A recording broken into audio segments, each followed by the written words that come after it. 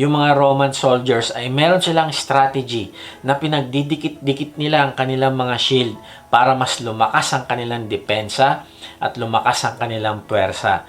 Tayo din ay lalakas kung magpapalakasan tayo sa ating discipleship group. Pakinggan natin ang isang testimony patungkol sa discipleship group na naging daan ng kanyang kalakasan. Magandang umaga. Ako po si Janelle, isang D-Group leader sa Word on the Go.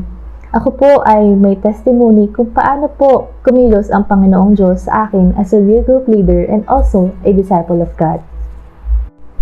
Bago po ako maging leader or maging facilitator ng Word on the Go Bible Study Group, ay katulad din po ninyo ako na nakakapanood lang ng isang video sa Word on the Go sa YouTube.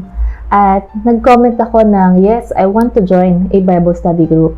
Pero sa puso ko po noon, napukaw na po ako sa sinabi po ni Brother Mike na leading a Bible study group. Kahit na alam ko po sa sarili ko na parang imposible po na maging leader ako. Dahil buong buhay ko po dati, lagi po ako nasasabihan na masungit dahil hindi po ako naimik. At hindi po ako masyado nakikihalubilo sa iba at hindi po ako nagsishare palagi ng aking mga perspektibo. Wala po akong confidence sa aking sarili. And by the grace of God, ako po ay naka-join sa Bible study group. At doon po ako'y nahasa na mag-share at nagkaroon po ako ng confidence unti-unti. And by the grace of God po, ako po ay naka-join sa isang training and also now leading a Bible study group. Sa una po ay very on fire ako at excited ako sa pag-lead at pag-facilitate dahil I feel empowered po na napili ako ng Diyos na mag-facilitate ng aking mga membro at nawala ang hiya. Sa tuwing ako yung mag-facilitate, nagkakaroon po ako ng kakaibang confidence at nagkakaroon po ako ng lakas na nagmumula sa Diyos. Pero di kalaunan po, unti-unting nalalagas ang miyembro ng aking grupo. Hanggang sa ako po ay magkasakit na. Ako po ay nagkasakit sa spine at kapag apektado po ang spine, ay apektado rin po ang iba't ibang parte ng katawan. Yung akin naman po, ang nangyari ay naging apektado po yung aking kamay, hindi ko maigalaw ng maayos. At katulad din po niyon, ay nagsimulang manghina ako, gawa ng ako'y nagpadaig sa aking karamdaman. At dahil doon, natigil din ng tuluyan ang aking Bible study group. Ngunit sa mga panahong iyon ay nangungusap po sa akin palagi ang Panginoong Diyos. At pinapaintindi niya sa akin na ito ay kanyang mga tupa at hindi sila sa akin. Natutunan ko pong pahalagahan ang bawat miyembro ng aking grupo at kumustahin sila at magkaroon po ng genuine fellowship sa kanila. At ako'y natuto maging accountable at maging committed sa aking mga sinasabi as a leader and also committed kay God sa kanyang salita.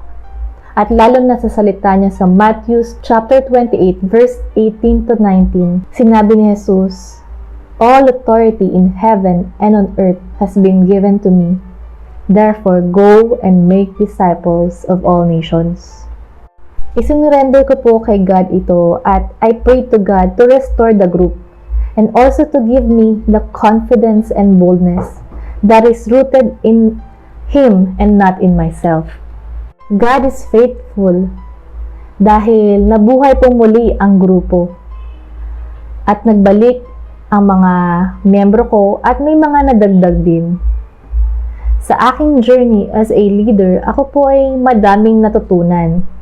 At unti-unti ako ay natatransform bilang servant of God and also bilang mananampalataya ng Panginoong Hesukristo. Manatili lang po tayo magtiwala sa Diyos at mag-obey sa Kanya at magpa-transform sa Kanya at bilang anak niya, hindi niya tayo pababayaan. Maraming salamat po. Salamat sa Sister Janelle sa iyong nakaka-bless na testimony. Dalayan ko na patuloy kayong mag-multiply sa inyong group Now, bakit natin kailangan manampalataya na kailangan natin ng bawat isa? Kasi may mga laban na mas challenging. May mga laban na kailangan natin ng ating kapatid na manalangin para sa atin. May mga struggle na mahirap mabunot. Kaya kailangan natin ng accountability at prayer partner. Number 5, ano yung panglimang sandata natin sa spiritual nating digmaan? Helmet of salvation. Sabi sa Ephesians 6:17, isuot ninyo ang helmet ng kaligtasan.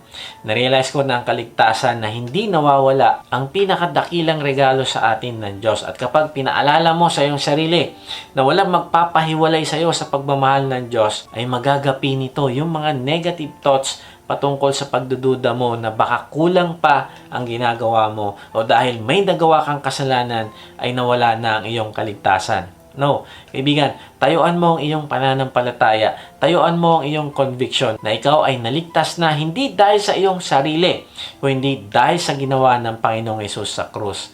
Ikaw ay pinatawad na sa lahat mong kasalanan at kahit ang kamatayan ay hindi magpapahiwalay sa iyo sa kamay ng Diyos. Narealize ko na ang gusto ng dyablo ay mas mag-focus ka sa kasalanan na nagawa mo kaysa sa mag-focus ka sa Panginoong Hesus. O kaya mas gusto niya na mag-compare ka ng iyong sarili sa iba para mas isipin mo na mas mabuti kang tao kaysa sa iba. O kaya gusto ng dyablo na isipin mo na ang iyong kasalanan ay sobrang laki kaya't hindi ka na pwedeng bigyan ng kaligtasan ng Diyos. Kaibigan, ng iyong pananampalataya sa salita ng Diyos patungkol sa iyong kaligtasan ang magbibigay sa iyo ng peace dahil alam mong ang lahat ng iyong kasalanan ay napatawad na. Ikaw ay nalinis na din at ginawang matuwid ng Diyos. Kaya nga ang tanong ay paano natin gagamitin ang helmet of salvation?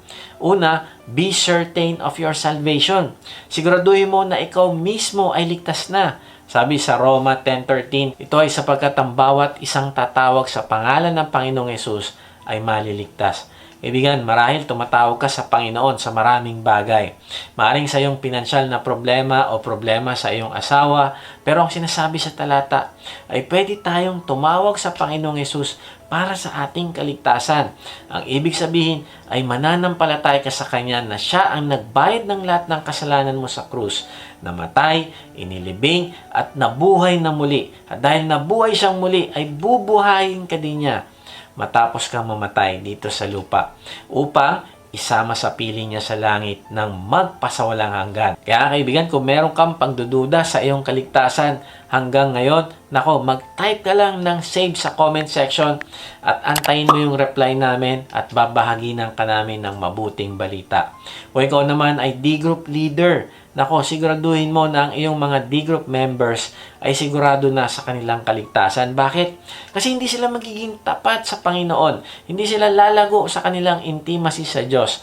Hindi sila magkakaroon ng malinaw na purpose at hindi sila pananahanan ng banal na spirito hanggat hindi nila natatanggap ang kaloob ng Diyos na kaligtasan sa pamamagitan ng pananampalataya sa Panginoong Hesus. At ang pinakamasaklap ay magiging talunan siya sa mga kasinungalingan ng dyablo kung hindi niya matitiyak at mapapanghawakan ang kanyang kaligtasan. Kaya nga makakalaban ka sa pandarayan ng dyablo kung alam mo na ikaw ay ligtas na. Bakit? Kasi malalaman mo din na ikaw ay minahal ng Diyos ayon sa John 3:16. Malalaman mo din na ikaw ay tinanggap ng Panginoong Hesus ayon sa Romans 15:7. Malalaman mo din na walang makakapaghiwalay sa iyo sa pagmamahal ng Diyos ayon sa Romans 8:38. Malalaman mo rin ang magandang plano ng Diyos sa iyo sa Jeremiah 29:11. Malalaman mo rin na ikaw ay pinatawad ayon sa Luke 1:77. Malalaman mo din na ikaw ay pinili ayon sa 2 Thessalonians 2:14.